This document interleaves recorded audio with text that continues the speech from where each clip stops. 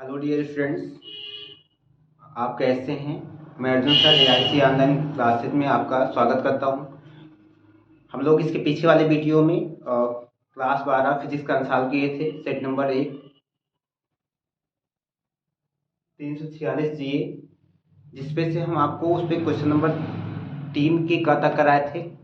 3 के क तक रदरफोर्ड के अल्फा कोणों के प्रयोग से निष्कर्ष यहाँ तक उसमें कराए थे। उसके आगे इस वीडियो में आज हम लोग उसके आगे करेंगे 3 के ख से। तो आइए चलते हैं 3 के ख। 3 का ख का देखिए क्वेश्चन हम पढ़ रहे हैं। 3 के ख में विद्युत चुम्बकीय तरंगों की दो विशेषताएं लिखिए। इसके संचरण आरेख खींचकर विद्युत क्षेत्र तथा चुंबकीय क्षेत्र अवयव दिखाइए। तो क्वेश्चन क्या है, विद्युत चुम्बकीय तरंगों की दो विशेषताएं लिखिए। इसके संचरण आरेख खींचकर विद्युत क्षेत्र एवं चुंबकीय क्षेत्र के अवयव दिखाइए। तो विद्युत चुम्बकीय तरंगों की विशेषताएं, क्या लिखना है, विद्युत चुम्बकीय तरंगों की विशेषताएं। दो विशेषताएं इसने पूछी विद्युत चुम्बकीय तरंगों की। तो देखिए विद्युत चुम्बकीय तरंगें हैं क्या, सबसे पहले समझ लेते हैं और उसकी विशेषता हो जाएगी। विद्युत चुम्बकीय तरंगों की दो विशेषताएं। पहली विशेषता, विद्युत चुम्बकीय तरंगें त्वरित आवेश से उत्पन्न होती हैं। विद्युत चुम्बकीय तरंगें त्वरित आवेश से उत्पन्न होती हैं, या फिर इसे कहते हैं विद्युत चुम्बकीय तरंगें गतिशील आवेश से उत्पन्न होती हैं। तो ये पहली विशेषता हो गई। दूसरी विशेषता, विद्युत चुम्बकीय तरंगों के संचरण के लिए माध्यम की आवश्यकता नहीं होती है। इससे विद्युत चुम्बकीय तरंगों के संचरण अर्थात गति के लिए माध्यम की आवश्यकता नहीं होती है। दो विशेषताएं हो गए। ये क्वेश्चन और आगे पूछ सकता है, इसलिए कुछ विशेषताएं इसकी। तीसरी, विद्युत चुम्बकीय तरंगों की निर्वात में जो चाल होती है वो प्रकाश की चाल 3×10⁸ मीटर प्रति सेकंड के बराबर होती है। विद्युत चुम्बकीय तरंगों की निर्वात में चाल प्रकाश की चाल 3×10⁸ मीटर प्रति सेकंड के बराबर होती है। तो सी इक्वल टू कितना, 3×10⁸ मीटर प्रति सेकंड। ये चाल हो गई। चौथी सी विशेषता है, विद्युत चुम्बकीय तरंगों के वैद्युत क्षेत्र के आयाम तथा चुंबकीय क्षेत्र के आयाम का अनुपात प्रकाश की चाल c के बराबर होती है।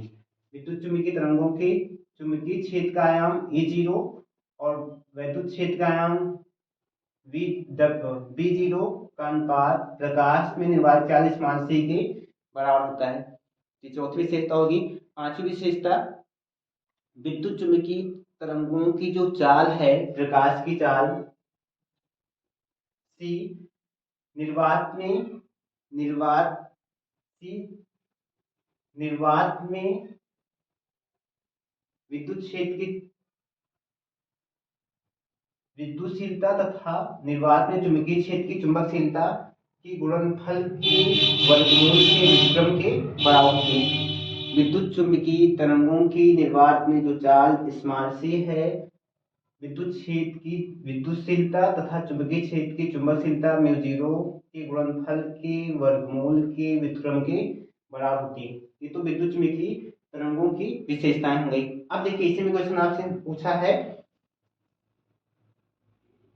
इसके संचरण आरेख खींचकर विद्युत क्षेत्र और चुंबकीय क्षेत्र के अवयव लिखिए। आपको यहाँ पास एक ही नंबर क्वेश्चन पूछा है, इसलिए दो विशेषताएं इसकी लिखनी है। लेकिन अगर ये 2 नंबर पूछता तो आप तो 4-5 विशेषताएं लिखते। ये फार्मूले भी हैं। इसमें क्या पूछा है, इसके संचरण आरेख खींचकर विद्युत क्षेत्र और चुंबकीय क्षेत्र का अवयव। तो इसका संचरण आरेख, विद्युत चुंबकीय तरंगों का संचरण आरेख, इसके संचरण आरेख में देखिए ये मान लेते हैं x अक्ष है,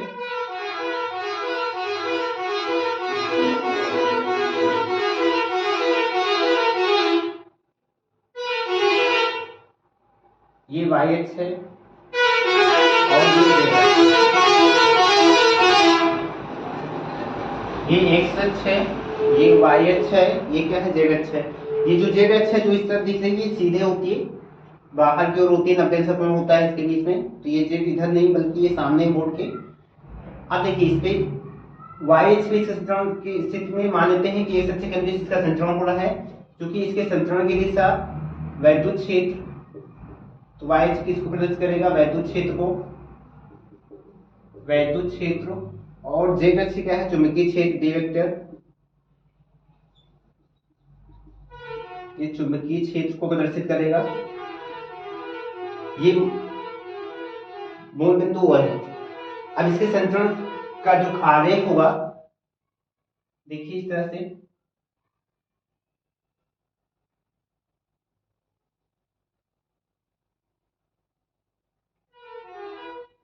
जैसे इस तरफ जाएगा उसी तरह सीधा,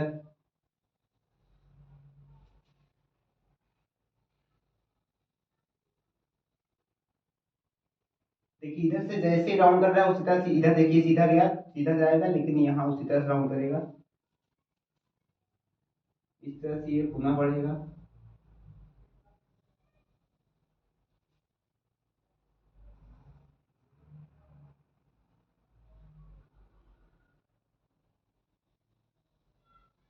इस तरह से राउंड करेगा, ठीक।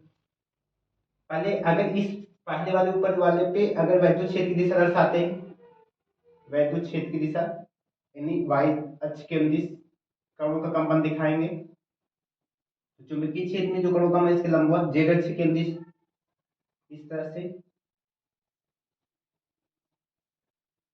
अब ये क्योंकि लगातार ये चेंज होता रहता है, जैसे ऊपर जाएगा तो फिर इसकी डायरेक्शन क्या है, इस तरह से जेड अक्ष के अनुदिश ऊपर की ओर,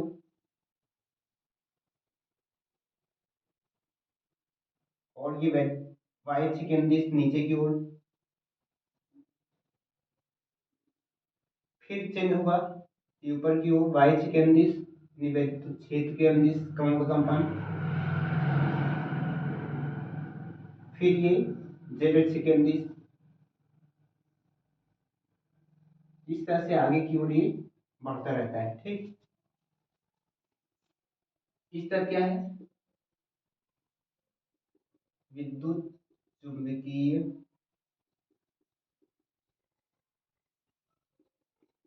तरंगों का संचरण,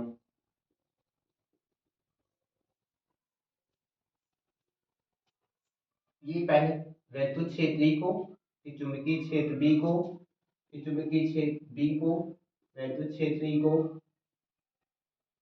फिर वैद्युत क्षेत्र E ऊपर, चुंबकीय क्षेत्र B नीचे, इस तरह से ये बढ़ता रहता है। ये क्या है, विद्युत चुंबकीय तरंगों के संचरण आरेख है, जो आगे की ओर ये बढ़ता जा रहा है। देखिए इनके समीकरण भी होता है, जैसे वैद्युत क्षेत्र का समीकरण आपसे पूछ दे, वैद्युत चुंबकीय तरंगों का संचरण वैद्युत क्षेत्र का समीकरण होता है, क्योंकि वाई केंद्रीय से इसको हम क्या लिख सकते हैं, वैद्युत क्षेत्र के लिए E vector equal to E0 equal to E J cap. J cap क्या है, एक वाई केंद्रीय से एकांक सदिश होता है, और इसी को हम एक स्थान लिख सकते हैं, इसका आयाम पता हो E0 cos omega t minus kx जे कैप। उसी तरह से ये किसका समीकरण होगा, वैद्युत क्षेत्र का, जब वैद्युत क्षेत्र की दिशा को वाई केंद्रित होगी और जेड अक्ष केंद्रित क्या चुंबकीय क्षेत्र की दिशा है, तो बी वेक्टर यहाँ पास ई वाई लिख सकते हैं, बी चुंबकीय क्षेत्र बी है तो इसके अंदर इसका जो परिमाण होगा बी वाई बी जेड होगा, इसको क्या लिखेंगे बी जेड के कैप, क्योंकि जेड अक्ष के अंदर एकांक सदिश क्या होता है, के कैप होता है, और इसको लिख सकते हैं अगर इसका आयाम बी जीरो हो तो B zero cos omega t minus k x, जहां के कैप। इस तरह से विद्युत एक क्वेश्चन और आपसे इसे पूछ सकता है, आगे के लिए भी फार्मूले हम नोट करते हैं। विद्युत चुंबकीय तरंगों के संचरण का किरण आरेख हो गया, विद्युत चुंबकीय तरंगों की विशेषताएं आपको हमने बता दी। अब आगे क्वेश्चन अगर आपसे पूछ ले विद्युत चुंबकीय तरंगों के संचरण में विद्युत क्षेत्र के लिए सूत्र लिखिए, व्यंजक लिखिए, चुंबकीय क्षेत्र के लिए व्यंजक लिखिए, जब ये वाई केंद्रित हो विद्युत क्षेत्र तो E vector equal to y j cap, और ई वाई को हम लिख सकते हैं जब इसका आयाम पता हो ये zero cos omega t minus k x जे कैप। उसी तरह से चुंबकीय क्षेत्र जो कि जेड अक्ष के अनुदिश है, इसको क्या लिखेंगे, B vector equal to B z k cap, और इसके स्थान पे हम लिख सकते हैं बी जीरो, जब इसका आयाम बी जीरो हो, काश omega t minus k x के कैप हो जाएगा। ठीक, तो ये समीकरण है, इसी पे हम लोग आंसर लगाते हैं, जिसमें से जहां ओमेगा क्या है, ओमेगा विद्युत चुंबकीय तरंगों की कोणीय आवृत्ति या कोणीय चाल है, विद्युत चुंबकीय तरंगों की कोणीय आवृत्ति, जैसी क्या कहते हैं, यह चाल है। ठीक, ये क्या है, संचरण नियतांक है, विद्युत चुंबकीय तरंगों का संचरण नियतांक। ई जीरो आपको पता है विद्युत क्षेत्र का आयाम होता है, बी जीरो क्या है, चुंबकीय क्षेत्र का आयाम है। टी क्या है, टाइम है, समय है। इस तरह से ये विद्युत दो चुंबकीय क्षेत्र, विद्युत चुंबकीय जो तरंगे हैं उनके ये संचरण आरेख है, और ये उनकी समीकरण है। ठीक, चलिए ये तो क्वेश्चन नंबर हो गया 3 का खा।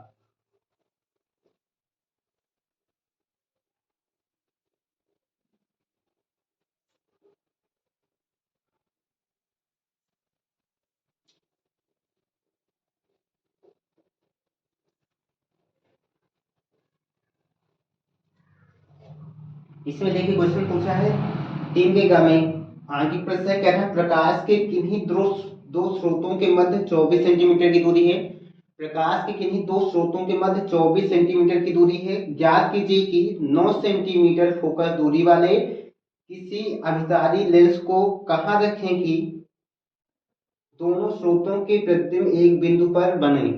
फिर से क्वेश्चन रिपीट करें, प्रकाश के किन्हीं दो स्रोतों के मध्य 24 सेंटीमीटर की दूरी है, ज्ञात कीजिए कि 9 सेंटीमीटर फोकस दूरी वाले किसी अभिसारी लेंस को कहां रखें कि दोनों स्रोतों के प्रतिबिंब एक ही बिंदु पर बने। ये तीसरे का ग क्वेश्चन है, आंकिक प्रश्न है प्रकाश वाले चैप्टर से। तो हमारे पास क्या है, दो स्रोत हैं, एक अभिसारी लेंस, अभिसारी लेंस क्या होता है, अभिसारी लेंस ये उत्तल लेंस होता है। क्वेश्चन पूछा जाता है कि उत्तल लेंस को क्या कहते हैं, अभिसारी लेंस की फोकस दूरी दे रखी है, की फोकस दूरी दे रखी है, फोकस दूरी एफ से नोट करते हैं, ये 9 सेंटीमीटर। क्योंकि उत्तल लेंस है, अभिसारी लेंस की फोकस दूरी हमेशा धनात्मक होती है, जो आंकिक लिख सकते हैं द्वितीय फोकस दूरी, द्वितीय फोकस दूरी हमेशा और द्वितीय फोकस दूरी लिख सकते हैं एफ इक्वल टू +9। दो बिंदु स्रोत है, मान लेते हैं हमारे पास दो बिंदु स्रोत, मान लेते हैं एक बिंदु स्रोत ये हमारा ए है, दूसरा क्या है, बी है। दो बिंदु स्रोत हैं, इनके बीच की दूरी हमको दे रखी है, इनके बीच की दूरी कितनी दे रखी है, 24 सेंटीमीटर। इनके बीच की दूरी कितनी दे रखी है, 24 सेंटीमीटर। क्वेश्चन ने कहा कि एक 9 सेंटीमीटर फोकस दूरी वाले एक अभिसारी लेंस को इन दोनों के बीच में कहां रखें, प्रतिबिंब एक ही बिंदु पर, मान लेते हैं इनको हम इनके इन दोनों के बीच में यहां पास रख देते हैं सी पे। ठीक, दोनों बीच में कहां रख देते हैं, सी पे रख देते हैं। अब मान लेते हैं ए से इसकी दूरी क्या है, x सेंटीमीटर, ए से इसकी दूरी क्या है, x सेंटीमीटर, और इधर से बी से देखिए टोटल दूरी ए से बी के बीच में दोनों स्रोतों के बीच 24 सेंटीमीटर थी, ये x मानेंगे तो ये क्या हो जाएगी 24 माइनस x सेंटीमीटर। अब मान लेते हैं कि ये जो पहला प्रकाश स्रोत है इसका प्रतिबिंब कहां बन रहा है, बी पे बन रहा है, तो फिर ये u x किसका कार्य करेगा, u का, u बराबर x सेंटीमीटर हो जाएगा, और ये किसका कार्य करेगा, v का। चलिए रखते हैं, तो इस तरह से मान लेंगे कि माना लेंस क्या है, पहले प्रकाश स्रोत से कितनी दूरी पर रखा है, 1 सेंटीमीटर दूरी रखा है। माना लेंस, माना अभिसारी लेंस पहले प्रकाश स्रोत,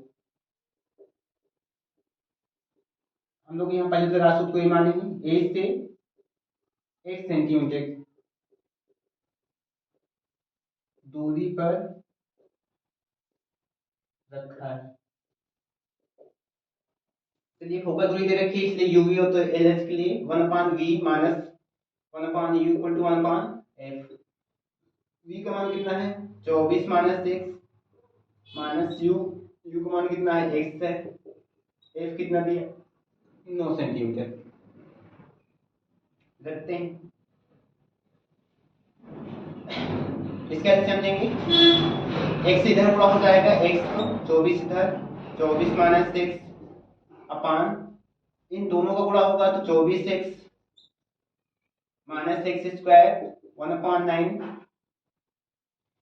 इधर देखिए गुणा करेंगे तो ये हो जाएगा x माइनस 24 माइनस माइनस गुणा क्या हो जाएगा प्लस एक्स, ये इधर और 9 को इधर ला लेते हैं, 9 इधर गुणे में आ जाएगा, इधर ये जाएगा तो क्या हो जाएगा 24x माइनस एक्स स्क्वायर, इधर गुणा करेंगे 9x minus 24x plus 9x 24x minus क्या हो जाएगा एक्स स्क्वायर, सॉरी 24 एक्स नहीं होगा यहाँ पास, 9 का 24 9 चौक 36, 9 दूनी 18 3 21 तो 16 हो जाएगा। अब हमको देखिए क्योंकि ये दो घात समीकरण था तो एक माइनस एक्स स्क्वायर को इधर लाएंगे प्लस में करेंगे प्लस एक्स स्क्वायर, ये 24 आएगा माइनस 24x, 9 दूनी कितना हो जाएगा प्लस 18x और माइनस 216 इक्वल टू कितना हो जाएगा 0, 18 से 24 घट जाएगा,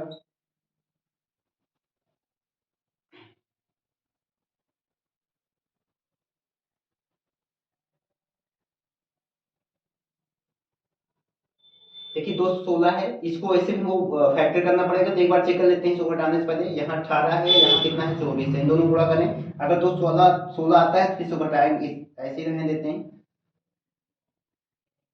1872 नहीं आएगा, इसलिए इसको जोड़ लेते हैं, कितना आ जाएगा माइनस 6x, 18 से 24 घट जाएगा माइनस 6x तो माइनस 216। अब देखिए इसका भाग गुणनखंड कर लेते हैं, यहाँ माइनस 6 है, जोड़ने घटाने में 6 होना चाहिए लेकिन गुणा करने में कितना 216 मिलना चाहिए, 2 1 2 2 और 16 2 पंचे 10, यहाँ पास करेंगे 3 से कटेगा, सॉरी 2 से कट जाएगा, 2 दूनी 4 2 से 14 3 त्रिका 9, सॉरी 3 9 27 3 क्लियर बनाते हैं इसका ताकि माइनस 6 मिले, तो देखिए 3 3 27 से तो 8 कटेगा तो 6 नहीं मिलेगा, लेकिन 3 का 2 से 3 त्रिका 9 9 दूनी 18 और 2 दूनी 4 4 3 12 तो 18 और 12, 18 से 12 घटाएंगे तो 6 आ जाएगा, ठीक है। तो यहाँ क्या लिखेंगे x square minus 18 minus 12 x minus 216 equal to क्या हो जाएगा 0, x square minus 18x minus minus क्या हो जाएगा plus 12x minus 216 equal to क्या हो जाएगा 0, इसमें से कॉमन करेंगे, x कॉमन होगा x माइनस 18, यहाँ प्लस 12 कॉमन करेंगे, x माइनस 12 से इसको भाग करेंगे तो 12 का 12 12 से 96,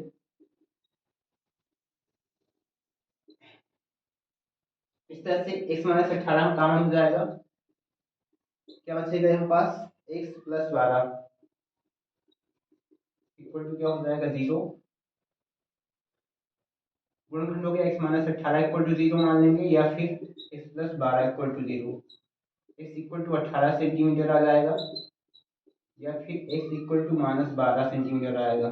देखिए एक ये माइनस में आ रहा है क्योंकि दूरी में लेके चल रहे हैं तो यहाँ ये माइनस में हो गई, नहीं तो ये वाला नहीं, कौन सही है x, अर्थात a से कितनी दूरी पर होगा ये 18 सेंटीमीटर की दूरी पर, और b से कितनी दूरी पर होगा तो यहाँ देखिए इसको हटा दें बिंदु b से लेंस की दूरी, एक तो आंसर ये हो जाएगा 18 सेंटीमीटर, और बिंदु बी से लेंस की दूरी निकालेंगे तो इसकी दूरी कितनी है 24 माइनस एक्स, 24 से 18 घटाएंगे कितना आएगा 6 सेंटीमीटर। इस तरह से जो हमको आंसर मिलेगा, पहले लेंस से 18 सेंटीमीटर की दूरी पर, पहले प्रकाश स्रोत से 18 सेंटीमीटर की दूरी पर, और बी से कितनी दूरी पर है ये इसको रखा जाए 6 सेंटीमीटर की दूरी पर, इस तरह से हम रखेंगे तो ये पता चल जाएगा लेंस कहाँ रखना है, दोनों का फिर प्रतिबिंब एक दूसरे पर बनेगा, ठीक। अब देखिए इसमें अगला क्वेश्चन है, घा है तीसरे का,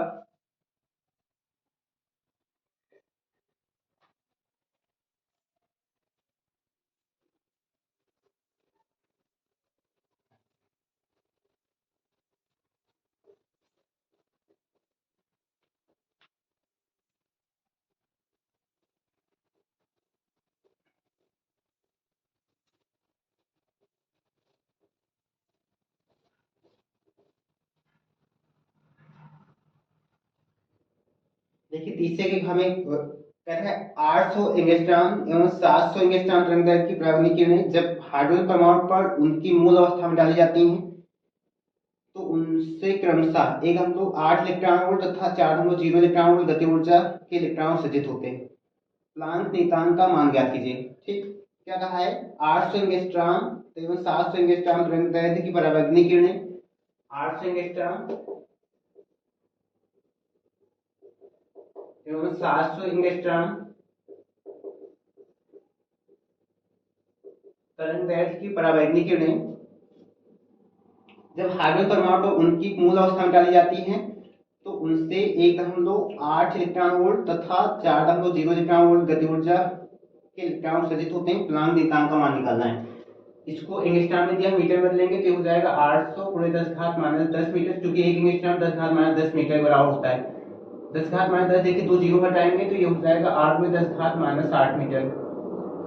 उसी तरह देखिए इसको भी चेंज करेंगे मीटर में। पहले एक एंगस्ट्रॉम बराबर 10⁻10 मीटर, ये हो जाएगा 7 × 10⁻8 मीटर। इसके संगत तरंगदैर्घ्य हमको दे रखा है और गति ऊर्जा दे रखी है ई के 1 मान लेते हैं। कितना? एक हम लोग 8 इलेक्ट्रॉन वोल्ट। इसको जूल में चेंज करेंगे तो एक हम लोग 8 एक हम लोग 6 × 10⁻19 जूल हो जाएगा। इसके संगत गति ऊर्जा हमको दे रखी है ई के 2 मान लेते हैं। 4 हमको 0 इलेक्ट्रॉन वोल्ट, 4 हमको 0 × 10⁻1 हमको 6 × 10⁻19 जूल इलेक्ट्रॉन वोल्ट में, क्योंकि एक इलेक्ट्रॉन वोल्ट एक हमको 6 × 10⁻19 जूल के बराबर होता है। चेंज कर लेंगे। इसने पूछा क्या है? प्लांक नियतांक।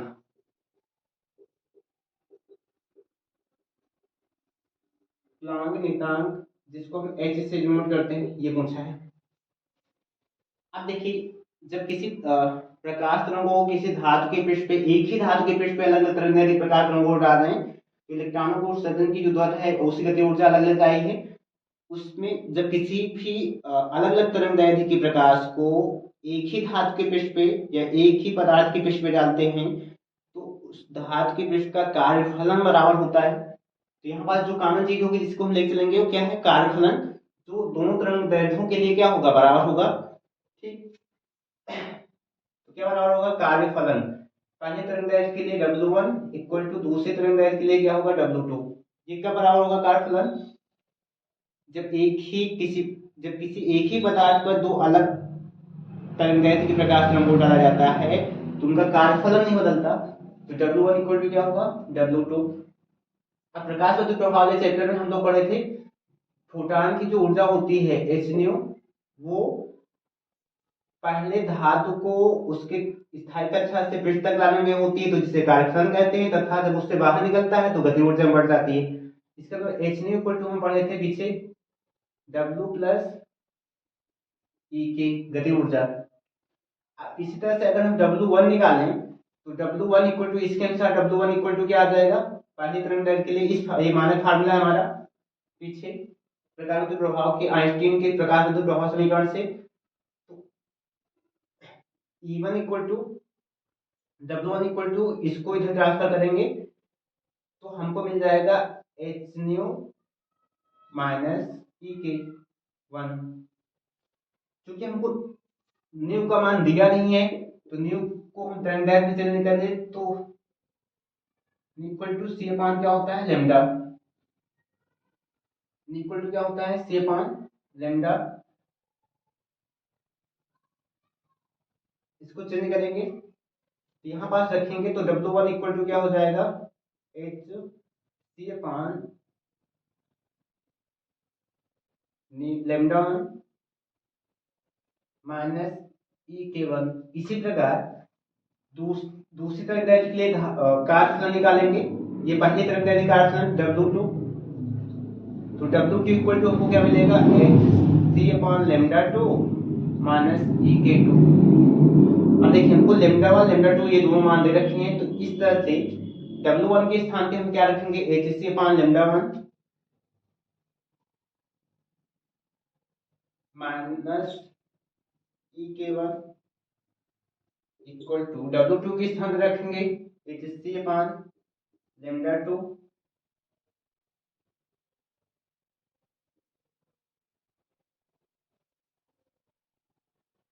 Minus E K2। हमको देखिए गति ऊर्जा की मान दे रखे हैं,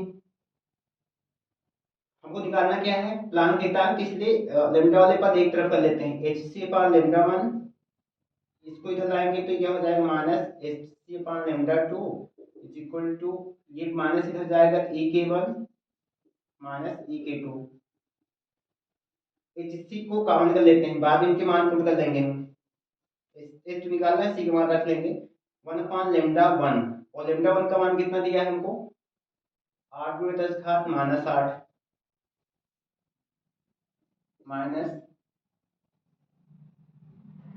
λ2 का मान हमारे पास यहाँ से 7 गुणे 10 घात माइनस 8। E K1 का मान एक हम लोग 8 गुणे एक हम लोग 6 गुणे 10 घात माइनस 19 माइनस E K2 का मान 4 गुणे एक हम लोग 6 गुणे 10 घात माइनस 19, ये दे रखा है।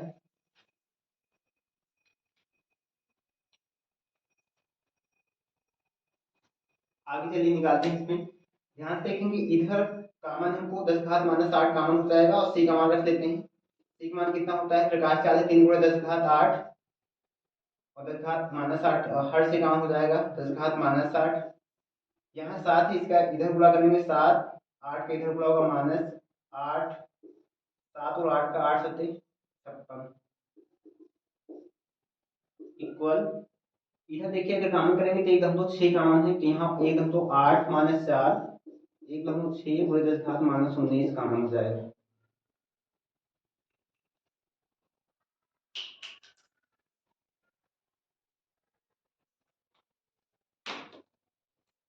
इधर देखिए इसको रखेंगे, हमको इसका मान चाहिए, रहने देते हैं, इसको नीचे लाते हैं कि 3 गुणे 10 घात 8 नीचे आएगा तो माइनस में 10 घात माइनस 16 हो जाएगा, यहाँ से 8 में से 1 घटे 7 घट जाएगा माइनस 1/56 हो जाएगा गुणे में, यहाँ पास एक दम दो 8, 4 से एक दम दो 8, ये माइनस में है तो माइनस 2 दम दो 2 एक दम दो 6 गुणे 10 घात कितना हो जाएगा माइनस 19। एच चाहिए, एच निकालने के लिए इसको इधर रह दे देते हैं और सबको इधर ट्रांसफर करेंगे, ये देखिए माइनस ये कट जाएगा, इधर जाएगा तो 2 दम दो 2 गुणे एक दम दो 6 10 घात माइनस 16 इधर जाएगा गुणे में 10 घात माइनस 16 गुणे 10 घात माइनस 19 बटे कितना आएगा 3, और यहाँ पास कितना है 56 है बटे में, यहाँ कितना आ जाएगा 56 गुणे में 3 से देखिए कट कर देते हैं, 3 से 21 3 तिक्का 9, ये किस में आ जाएगा जूल इंटू सेकेंड में, क्योंकि इसका मात्रा क्या होता है जूल इंटू सेकेंड। अब हमारे पास क्या है एच इक्वल टू 16 का इससे गुणा कर लें पहले, 48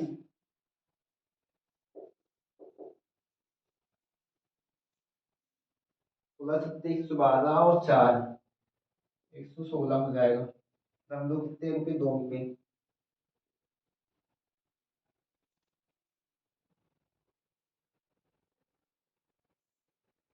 48 तो हम लोग 2 रुपये नहीं सॉरी 2 रुपये यहाँ है, 1 रुपये यहाँ 16 8 हो जाएगा, 16 चक्का 96 16 सत्ते 112 12 और 4 116 हम लोग 3 रुपये, ठीक। अब हमारे पास कितना बचा है 56, और कितना है 10 घात माइनस 16 10 घात माइनस 19 जोड़ेंगे 10 घात minus 35 joule into second, H equal to, इसको गुणा करते हैं, एक दम दो, एक छः आठ, पूरे पाँच छः, पाँच छठ 48, सात छत्तीस, चार 40, कम छः, छः चार 10, छः कम छः, पाँच 40, पाँच छक्का 30, चार 34, पाँच एकम 5, पाँच 3 8,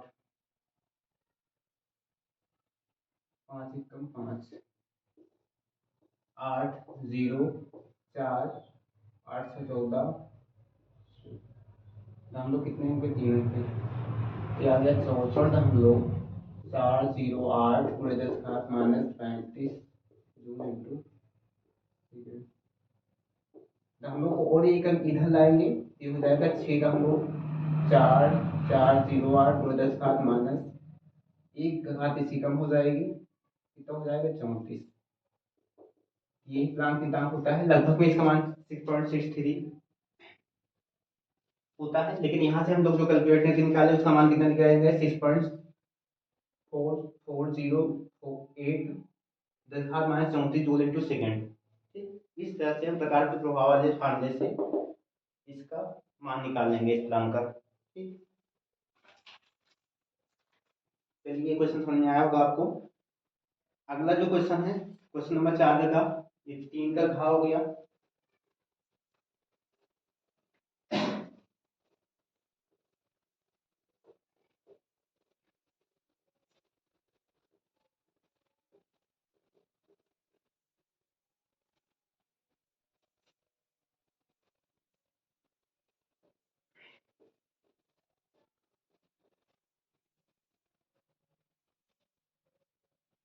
क्वेश्चन नंबर 4 का क्या है, इसे पूछा है प्रकाश रंगों के वितरण से आप क्या समझते हैं, वितरण की शर्तें लिखिए।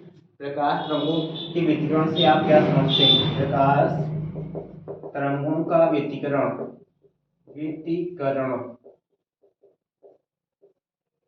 Interference of light. तो देखिए समझिए प्रकाश तरंगें क्या है। जब दो समान आवृत्ति की प्रकाश तरंगें जो मूलतः एक ही स्रोत से चलती हैं, एक साथ आगे की ओर एक साथ किसी माध्यम में चलती हैं, तो माध्यम के कुछ बिंदुओं पर प्रकाश की तीव्रता अधिकतम तथा कुछ बिंदुओं पर प्रकाश की तीव्रता न्यूनतम होती है। प्रकाश की इस घटना को प्रकाश का व्यतिकरण कहते हैं। फिर से एक बार रिपीट करें, जब दो समान आवृत्ति की प्रकाश तरंगें एक ही बिंदु प्रकाश एक ही प्रकाश स्रोत से चलती हैं और एक साथ आगे की ओर बढ़ती हैं, तो माध्यम के कुछ बिंदुओं पर प्रकाश की तीव्रता अधिकतम तथा कुछ बिंदुओं पर प्रकाश की तीव्रता न्यूनतम होती है। प्रकाश की इस घटना को प्रकाश का व्यतिकरण कहते हैं। तो प्रकाश का व्यतिकरण हो गया। अब आपसे क्वेश्चन पूछा प्रकाश के व्यतिकरण की शर्तें, तो प्रकाश के व्यतिकरण की शर्तें समझिए। पहली शर्त, दोनों प्रकाश स्रोतों से उत्पन्न उत्सर्जित प्रकाश तरंगों की कलाएं समान होनी चाहिए, अर्थात प्रकाश स्रोत कला संबद्ध होने चाहिए। फिर से, दोनों प्रकाश स्रोतों से उत्पन्न तरंगों की कलाएं समान होनी चाहिए, अर्थात प्रकाश स्रोत कला संबद्ध होना चाहिए, पहला हो गया। दूसरा देखिए, दोनों प्रकाश तरंगों की आवृत्ति तथा तरंगदैर्घ्य समान होनी चाहिए। तीसरा, दोनों प्रकाश तरंगों के आयाम बराबर अथवा लगभग बराबर होने चाहिए। चौथा, दोनों प्रकाश स्रोत अत्यंत समीप होने चाहिए। पांचवा, दोनों प्रकाश स्रोत संकीर्ण होने चाहिए, अर्थात दोनों प्रकाश स्रोतों का जो पतले प्रकाश स्रोत होने चाहिए संकीर्ण, कम उनका जो क्षेत्र होना चाहिए प्रकाश स्रोत का बहुत कम होना चाहिए। तो इस तरह से प्रकाश तरंगों के वितरण की ये शर्तें हैं। पहले फिर रिपीट करते हैं, प्रकाश दोनों प्रकाश स्रोत से उत्पन्न हुए प्रकाश तरंगों की कलाएं समान होनी चाहिए, अर्थात प्रकाश स्रोत कला संबद्ध होनी चाहिए। दूसरा, दोनों प्रकाश तरंगों की आवृत्ति तथा तरंगदैर्घ्य बराबर होनी चाहिए। तीसरा, दोनों प्रकाश तरंगों के आयाम अथवा लगभग बराबर होने चाहिए। ठीक। चौथा, दोनों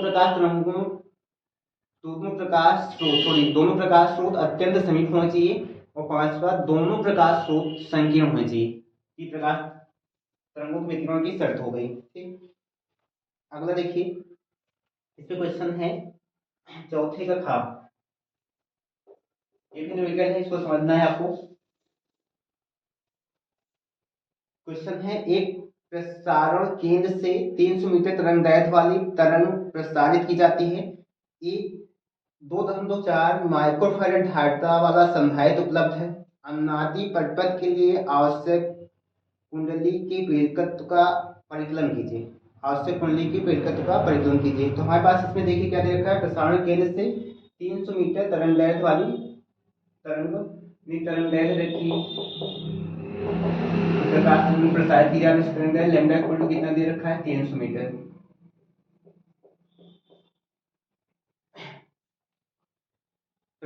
दो हम तो 4 माइक्रोफैरड की धारिता दे रखी है। तो धारिता कितनी दे रखी है संधारित्र की, सी से नोट करते हैं, 2.4 माइक्रोफैरड। 1 माइक्रोफैरड कितने फैरड के बराबर होता है, 1 माइक्रोफैरड 10⁻⁶ फैरड के बराबर होता है। इसको फैरड में चेंज कर लेंगे, धारिता में मात्रक फैरड होता है। फिर इसने कहा है, ये तो दिया है, पूछा गया है अनुनादी परिपथ के लिए आवश्यक कुंडली का प्रेरकत्व। तो किस परिपथ के लिए, अनुनादी परिपथ के लिए कुंडली का प्रेरकत्व,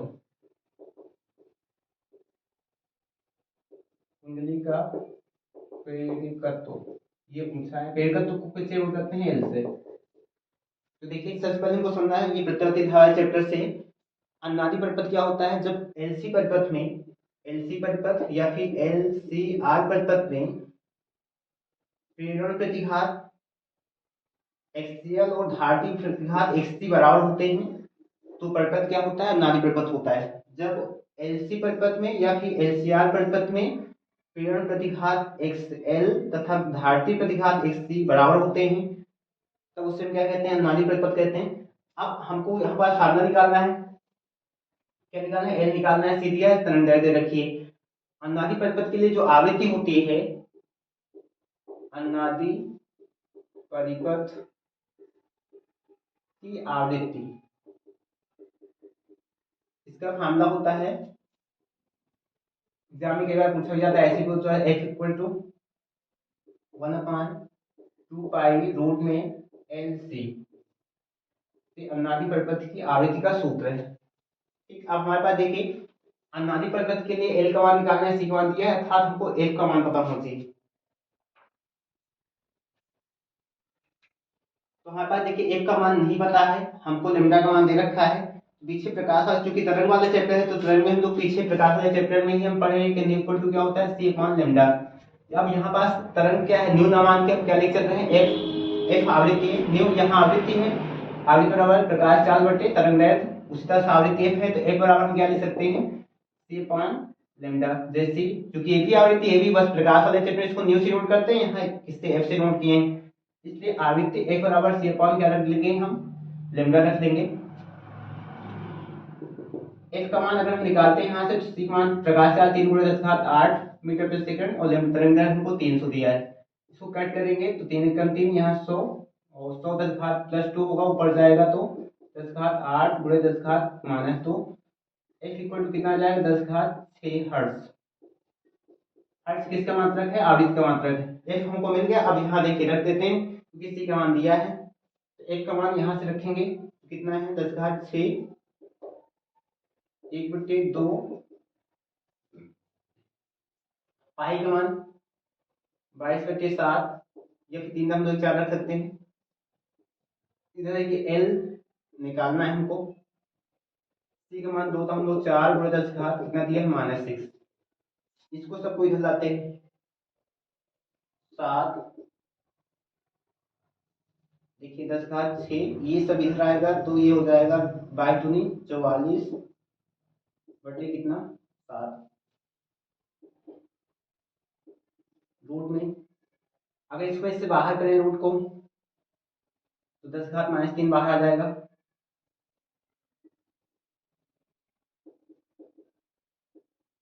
रूट में 2.4 L, 10⁻³ इधर आएगा तो 10⁻+6 44/7 पूरे 10 कितना हो जाएगा -3 1/, रूट में 2.4L -3 से घट जाएगा, 6 है प्लस में माइनस है तो क्या हो जाएगा +3 44 कितना है 7, इसको 7 से काट दो,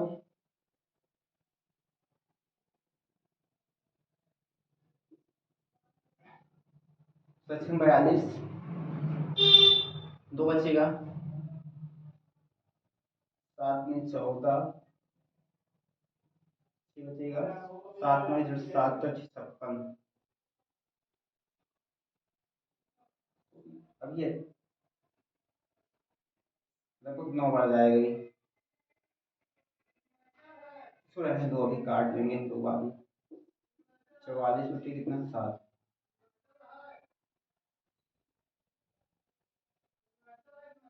इसे देखिए इस पे से घट जाएगा, ये बचेगा, फिर यहाँ पास हमारे पास क्या बचा है, अपॉन रूट में 2.4L, रूट है इसलिए इसका क्या कर लेते हैं, वर्ग कर लेते हैं, ये हमको एल निकालना है, इधर डालिए, इसका पहले वर्ग कर लेते हैं, वर्ग करेंगे तो क्या हो जाएगा 10⁻3 44/7 का क्या है होल स्क्वायर, दोनों पक्षों वर्ग करेंगे तो यहाँ बचेगा 2.4L, यहाँ पास हम लोग क्या किए, दोनों पक्षों का वर्ग कर दिए, वर्ग करने पर ठीक,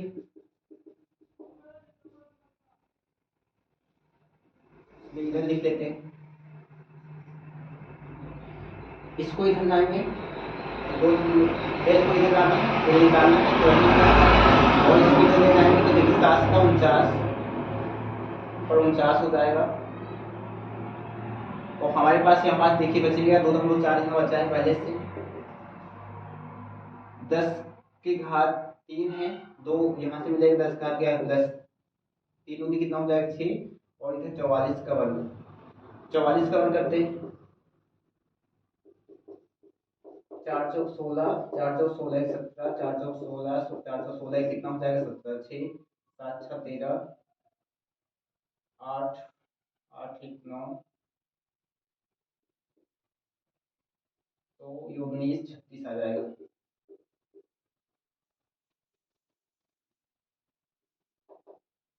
यहाँ देखिए इसको तो हम लोग हटाएंगे तो 1 जीरो ऊपर बढ़ जाएगा, 10⁻6 ऊपर जाएगा, 10⁻6 हो जाएगा, बटे 24 गुणे कितना 1936 हो जाएगा,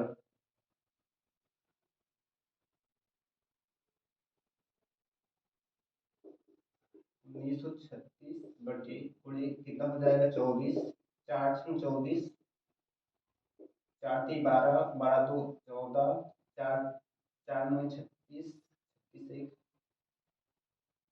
37, 4 एकदम 4, 4 3 7, 2 6 12, 2 3 6 7, 2 9 18, 2 1 2 1 3, 4 6 4 15 5 15 1 16 हो जाएगा, और यहाँ कितना हो जाएगा 4, ये हो जाएगा 46 64, अब क्या कर देते हैं सीधे इसको भाग करेंगे, अगर इसको सीधे भाग करते हैं तो ये 46 46 4 490, देखिए भाग जाएगा नहीं क्योंकि यहाँ कितने अंक है 5 अंक है, यहाँ 3 ही है, जब दोनों आते हैं 1 जीरो बढ़ जाएगा, फिर 1 जीरो आएंगे, अब एक बार चला जाएगा, 46 46 4 6 3 5 2, 1 जीरो बढ़ाएंगे, देखिए लगभग जीरो बार जाएगा, यहाँ 46 है, यहाँ 25 36, तो 0.1 तो कितना आ जाएगा n इक्वल टू 0.10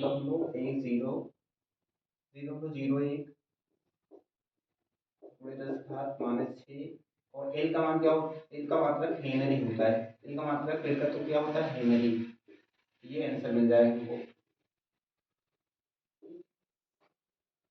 इस तरह से ये आंसर हमको मिल जाएगा, ठीक, इस तरह से अनादि परिपथ के लिए आवृत्ति क्या होती है, F=1/2 पाई, रूट में LC होती है। और अनादि परिपथ क्या होता है, जब LC परिपथ या LCR परिपथ में पेड़ की प्रतिघात XL और धार की प्रतिघात XC बराबर होते हैं, तब परिपथ क्या होता है, अनादि होता है।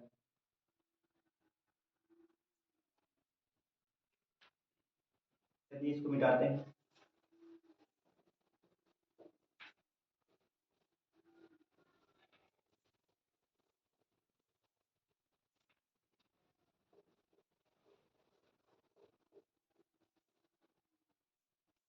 इसके बाद देखिए अगला क्वेश्चन है इसमें, विद्युत परिपथ संबंधी किरचॉफ का नियम लिखिए। क्या है, चौथी का क्या है, विद्युत परिपथ परिपथ संबंधी किरचॉफ का नियम।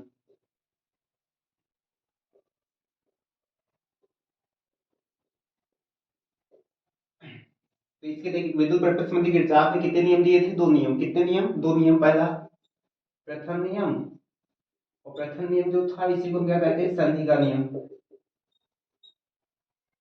संधि का नियम। अब आपको एक बात यहाँ समझिए, उन्होंने लिखने के लिए कहा संधि का नियम, तो संधि का नियम क्या होता है, किसी वैद्युत परिपथ में किसी संधि पर मिलने वाली धाराओं का बीजगणितीय योग शून्य होता है। फिर से, किसी परिपथ में किसी बिंदु पर मिलने वाली धाराओं का बीजगणितीय योग क्या होता है, शून्य होता है। ठीक, या किसी संधि पर मिलने वाली धाराओं का बीजगणितीय योग शून्य होता है। जैसे मान लीजिए कोई वैद्युत परिपथ में बहुत सारी धाराएं इस तरह से आती, यहाँ पास कोई ये संधि है, बिंदु, इस पे मिल जाती हैं। मान लीजिए ये तीनों प्रवेश करते हैं, बाहर निकलती है। I1 धारा है, ये I2 धारा है, ये क्या है, I3 धारा है, ये I4 है, ये क्या है, I5 है। ये क्या है, संधि। संधि का मतलब होता है आके मिल जाना। ठीक, तो किसी वैद्युत परिपथ में किसी संधि पर मिलने वाली धाराओं का बीजगणितीय योग क्या होता है, शून्य होता है। इसको कैसे, समेशन I इक्वल टू 0। ये किरचॉफ के नियम का प्रथम नियम या संधि का नियम बताता है। इसके अनुसार संधि पे मिलने वाली देखिए धाराएं क्या है, I1 plus I2 plus I3 जो आके बिंदु पर मिल रही है, और इससे बाहर निकलने धाराएं क्या है, I4 माइनस में प्लस I5। इनका बीजगणितीय योग क्या होगा, शून्य होगा। इस तरह ध्यान से देखेंगे तो हमको I1 plus I2 plus I3 equal to, इसको इधर ले जाएंगे पूरे को, क्या मिल जाएगा, I4 प्लस I5। तो ये किरचॉफ का संधि का नियम है। एक क्वेश्चन पूछ लेता है कभी, किरचॉफ का जो संधि का नियम है, प्रथम नियम है, किस भौतिक राशि के संरक्षण को प्रदर्शित करता है। तो किरचॉफ का जो संधि का नियम है वो भौतिक राशि आवेश के संरक्षण को प्रदर्शित करता है। किसके संरक्षण को प्रदर्शित करता है, भौतिक राशि आवेश के संरक्षण को प्रदर्शित करता है। ठीक,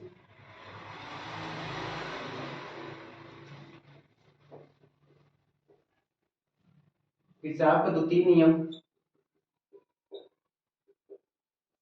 इसे हम पास का नियम कहते हैं। क्या कहते हैं, पास का नियम, या फिर इसको लूप का नियम भी कहते हैं। पास का नियम है लूप। पास क्या होता है, कोई घेरा, जैसे देखिए ये पास है, कोई आयत क्या है, बंद आकृति बना रहा है, ये भी पास है। कोई वर्ग है, कोई समांतर चतुर्भुज है, कुल मिलाकर जो बंद आकृति बनाता है उसी को क्या कहते हैं, पास या घेरा या फिर लूप कहते हैं।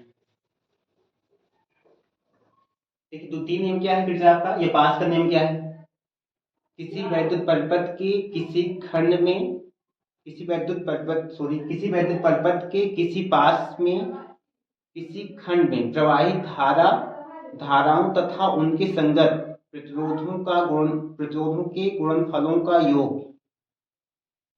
उस पास में उपस्थित विद्युत वाहक बलों के योग के बराबर होता है। इससे किसी वैद्युत परिपथ के किसी पास में किसी खंड में प्रवाहित धाराओं तथा उनके संगत प्रतिरोधों के गुणनफलों का बीजगणितीय योग उस पास में कुल विद्युत वाहक बलों के योग के क्या होता है, बराबर होता है। जैसे देखिए ये हमारे पास एक बैटरी है, इस पे एक प्रतिरोध क्या है, R1, दूसरी बैटरी ये है, इसमें प्रतिरोध क्या है R2। तीसरा ये हमारे पास प्रतिरोध है, ये हमारा एक विद्युत परिपथ है, ठीक। विद्युत वाहक बल पहली वाली बैटरी का E1, दूसरी वाली बैटरी का क्या है E2। ये इसका ऋण सिरा है, ये इसका धन सिरा, ये बैटरी का ऋण सिरा, ये धन सिरा, बड़ी वाली लाइन, जो बड़ी लाइन है, ठीक। अब देखिए बैटरी में जो धारा प्रवाह होता है ऋण सिरे से क्या है धन सिरे की ओर, तो ये I1 धारा, इधर से मान लेते हैं I2 धारा, ये दोनों धारा I1 I2 यहाँ पे मिलेंगी, इस वाले परिपथ में धारा क्या हो जाएगी I1 प्लस I2। इधर से जब ये धाराएं पुनः बटेंगी तो इधर धारा क्या है I2 है, इसमें धारा क्या है I1। ये प्रतिरोध R1, ये प्रतिरोध R2, ये प्रतिरोध क्या है R3। अब ये एक वैद्युत परिपथ है, इसमें से मान लेते हैं ये बिंदु A है, ये बिंदु B है, ये C है, ये D है, ये E है और ये F है। अब हमारे पास देखिए पास क्या होता है, बल घेरे की बात करेंगे तो इसमें देखिए दो पास, एक पास ये मान सकते हैं हम लोग, ये पास 1 क्या है CDAB। एक दूसरा पास हमारे पास क्या हो सकता है ये पास क्या है 2 है, मान सकते हैं 2 AEFB, ठीक। तो किरचॉफ के नियम अनुसार देखिए पास एक ले चलें, पास 1, ये इसी को हम क्या लिख DABC, DABC में, तो इसमें देखिए इस पास में संगत धारा क्या है I1 के संगत प्रतिरोध क्या है R1 है, तो I1 का R1 से गुणनफल प्लस इसमें देखिए I2 का R2 से गुणनफल। लेकिन यहाँ पर ध्यान से देखेंगे तो ये धारा इधर की ओर बह रही है और ये उसकी विपरीत दिशा में, अगर इसको हम धनात्मक ले चलेंगे तो ये फिर क्या होगी ऋणात्मक चिन्ह के साथ माइनस I2 R2। इसमें देखिए विद्युत वाहक बल कितने हैं E1 है, इसकी दिशा क्या है दाएं से कि बाएं ओर। इसमें देखिए इस तरफ ये राउंड करेगा, इसकी उसकी विपरीत दिशा होगी, तो प्लस माइनस क्या हो जाएगा E2, क्योंकि ये इस तरफ राउंड करेगा और ये इस तरफ, इस तरफ से I1 R1 माइनस प्लस होने के माइनस हो जाएगा I2 R2 इक्वल टू क्या मिल जाएगा E1 माइनस E2। इस तरह से हमको जब आंकिक लगाते हैं तो अगर मान दिए रहते इसमें से किसी का तो हम इसको सॉल्व कर लेते तो एक समीकरण मिल जाता है, ठीक। प्रतिरोध धारा और विद्युत वाहक बल के बीच में, ठीक। ये तो पास एक के लिए हो गया। अब देखिए पास 2 में आते हैं, तो पास मार्क 2 क्या है, ये वाला जो क्षेत्र है AEFV, यानी पास 2,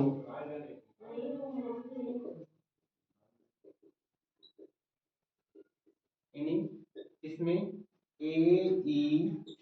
AEFB में इसमें आएंगे तो इसमें देखिए धारा I2 प्रवाहित है, इसके संगत प्रतिरोध क्या है R2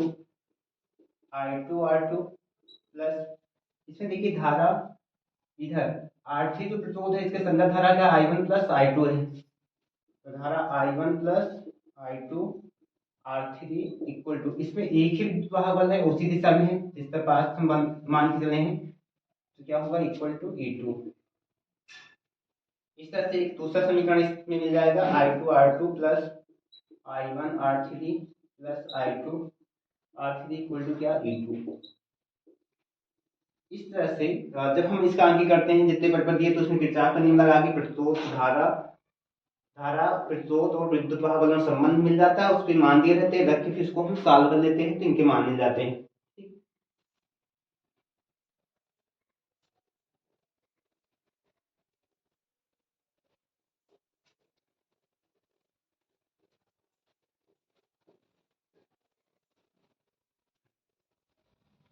चलिए अब इसमें जो चौथे का क्वेश्चन है,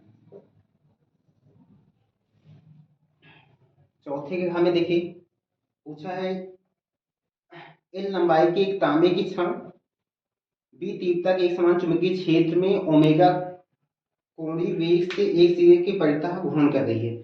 सिद्ध कीजिए कि क्षण के सिरों पर प्रेरित विद्युत वाहक बल equal to 1/2 omega B L square है, ठीक। क्या है एल लंबाई की एक तांबे की छड़ है, बी तीव्रता के एक समान चुंबकीय क्षेत्र में ओमेगा कोणीय वेग से एक सिरे के परितः घूर्णन कर रही है। सिद्ध करना है क्षण के सिरों पर प्रेरित विद्युत वाहक बल इक्वल टू, क्या सिद्ध करना है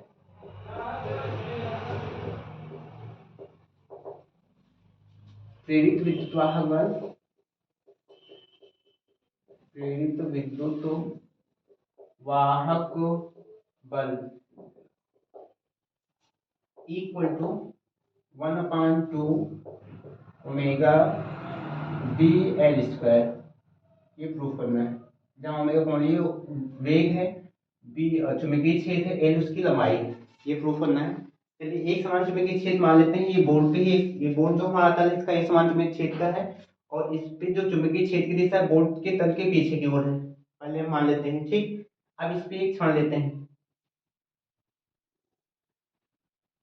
मान लेते हैं कि ये एक क्षण है ओ ए, इसकी लंबाई कितनी है, एल है। अभी क्या है, ये एक सिरे किसी एक सिरे के पलटा घूर्णन कर रही है, मान लीजिए सीधे ओ की पलटा घूर्णन कर रही है, तो इस तरह से जब घूर्णन करेगी तो ऊपर की ओर ऐसे एक वृत्तीय पथ बनाएगी। अगर इसको जैसे हम आल्टर रखते हैं, इसको ऐसे न चाहते ऐसे एक घूमती। अब मान लेते हैं ये भी इसकी प्रारंभिक स्थिति है, लंबाई एल है। अब ये ऊपर की ओर घूर्णन कर रही है, तो यहाँ से घूर्णन करके कुछ समय पश्चात कहाँ पहुंच जाती है, बिंदु बी पर, तब भी इसकी लंबाई एल रहेगी। तो यहाँ से जो कोणीय विस्थापन हो जाएगा वो क्या हो जाएगा, डी थीटा। ये क्या है, कोणीय विस्थापन।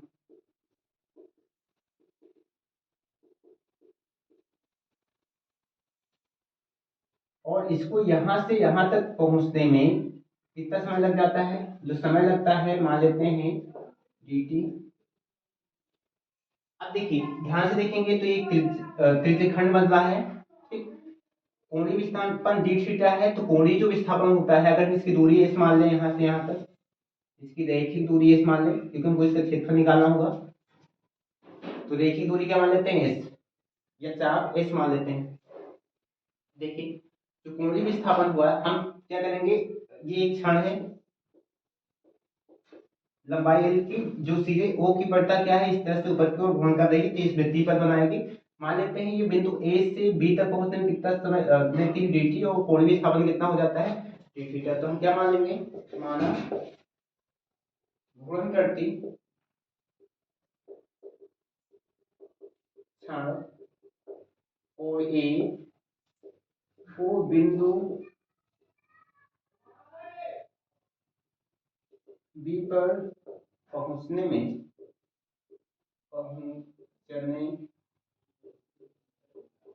पहुंचने में dt समय लगता है, तथा कोणीय विस्थापन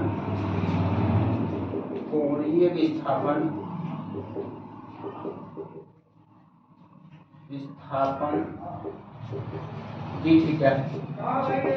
देखिए कोण बराबर क्या होता है, सूत्र कोण बराबर A d theta equal to चाप, और चाप हम लोगों ने क्या माना है, ए बी अर्थात एस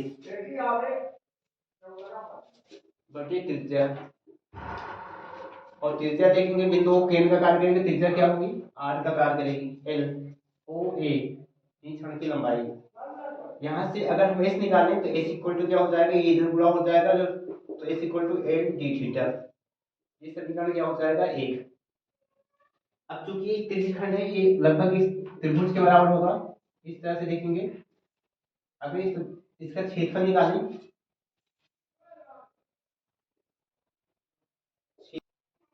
क्षेत्र ओ ए बी का क्षेत्रफल, देखिए ये एक तरह से त्रिभुज समकोण त्रिभुज की जैसा होगा, तो 1/2 आधार, इसका आधार लेके चलेंगे ओ ए गुणे, ठीक, इसका लंब का कार्य ये करेगा, इसके सामने भुजा है ए बी, और ए बी को हम लोगों ने क्या माना है, एस। इस तरह से अगर यहाँ रख देंगे तो एस का मान समीकरण एक से एल डी थीटा है, ओ ए को यहाँ एल माने तो 1/2 L into L d theta. ये समीकरण कहाँ से, एक से। इसको हम लोग चूंकि पूरे का क्षेत्र नहीं निकाल रहे, थोड़े भाग का है, तो इसको डी ए मान लेते हैं। क्या मानेंगे, डी ए। इस तरह से डी ए इक्वल टू हमको मिल जाएगा 1/2 L into L d theta. D A equal to क्या मिलेगा, 1/2 एल स्क्वायर डी थीटा। क्षेत्रफल की हमको दर चाहिए। इसका क्या कर देते हैं, समय dt के सापेक्ष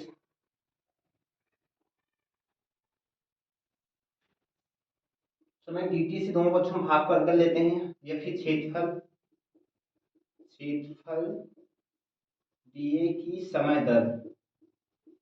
अब देखिए समय दर निकाल रहे हैं क्षेत्रफल की, तो समय दर निकालने का मतलब क्या है, क्षेत्रफल को हम क्या करेंगे, समय से भाग करेंगे, dA अपॉन डी थीटा, और यहाँ से dA अपॉन dt हो जाएगा, समय dt हम माने वहां पास, तो dt और यहाँ से dA का मान रखेंगे तो क्या हो जाएगा 1/2 L square D theta upon dt।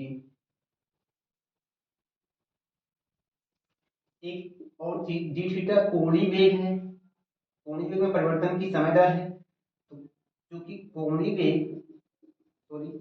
वेग ओमेगा इक्वल टू क्या होता है, डी थीटा अपॉन dt। कोणीय वेग क्या है, कोणीय विस्थापन के समय दर के बराबर होता है, तो omega equal d theta upon dt। यहाँ से dA upon dt equal to हमको मिल जाएगा 1/2 L स्क्वायर इंटू ओमेगा। ठीक, ये समीकरण क्या हो जाएगा 2। अब देखिए हमारे पास हमको क्या चाहिए, चुंबकीय क्षेत्र, प्रेरित विद्युत वाहक बल चाहिए। प्रेरित विद्युत वाहक फैराडे के नियम अनुसार क्या है, चुंबकीय फ्लक्स की परिवर्तन की दर के क्या होता है, बराबर होता है। तो चुंबकीय फ्लक्स की परिवर्तन की दर चाहिए। ठीक, तो हम सबसे पहले क्या है, चुंबकीय फ्लक्स निकाल लेते हैं। चुंबकीय फ्लक्स, अब देखिए यहाँ चुंबकीय फ्लक्स कैसे निकालेंगे, क्योंकि चुंबकीय क्षेत्र यहाँ पास आपने कहा, यहाँ पास क्या होगा, चुंबकीय क्षेत्र होगा, सॉरी इसको हम बिना मान के ए डी मान लीजिए, क्योंकि चुंबकीय क्षेत्र की दिशा क्या है, ये चुंबकीय क्षेत्र को रिप्रेजेंट करेगा भी, इसकी दिशा बोर्ड के तल के पीछे की ओर है। ठीक, इस तरह जहां भी है हम यहाँ डी मान लें तो ज्यादा सही रहेगा क्षेत्र में। बिंदु बी यहाँ डी मान लें, क्योंकि बी से हम चुंबकीय क्षेत्र को डिनोट किए हैं। चुंबकीय फ्लक्स को हम फाई बी से डिनोट करते हैं, फाई बी इक्वल टू होता है बी इंटू ए। हमको प्रेरित विद्युत वाहक बल चाहिए, इसलिए हमको क्या है, इसका समय के सापेक्ष क्या करेंगे, अवकलन करेंगे, ताकि हमको डी फाई बी अपॉन क्या मिल जाए, डी टी। क्या करेंगे, समय टी के सापेक्ष अवकलन करेंगे। जैसे करेंगे तो ये क्या हो जाएगा, डी फाई बी, या फिर करें डी टी से दोनों तरफ भाग करेंगे। ठीक, d phi B upon d t equal to B constant value d A upon क्या हो जाएगा, डी टी।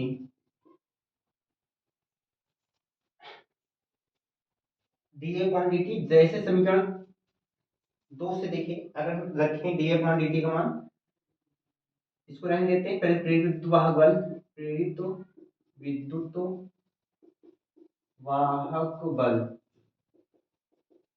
इक्वल टू होता है d phi upon d phi B upon d t, और डी फाइव बी का मान यहाँ d phi B upon d t का रखेंगे तो इक्वल टू हमको मिल जाएगा B d A upon d t. और समीकरण 2 से देखिए, d A upon d t का हम मान निकाल चुके हैं 1/2 एल स्क्वायर ओमेगा, यहाँ रख देंगे तो बी, समीकरण 2 से 1/2 एल स्क्वायर ओमेगा, अर्थात क्या मिल जाएगा हमको, 1/2 बी एल स्क्वायर ओमेगा। यही देखिए हमको प्रूफ करना था।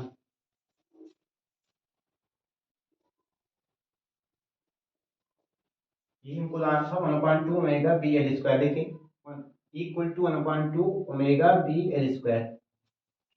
इस तरह से जब कोई एल लंबाई की क्षण क्या है, उसके एक चुंबकीय क्षेत्र में एक सिरे के पलटा घुमाएंगे, तो उसके लिए जो प्रेरित विद्युत वाहक बल का फार्मूला होता है वो क्या होता है, equal to 1/2 B L square omega.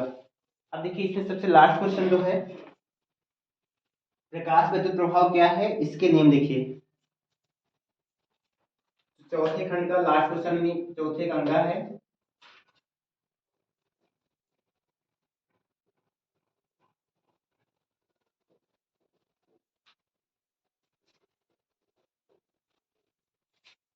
Question क्या पूछा, प्रकाश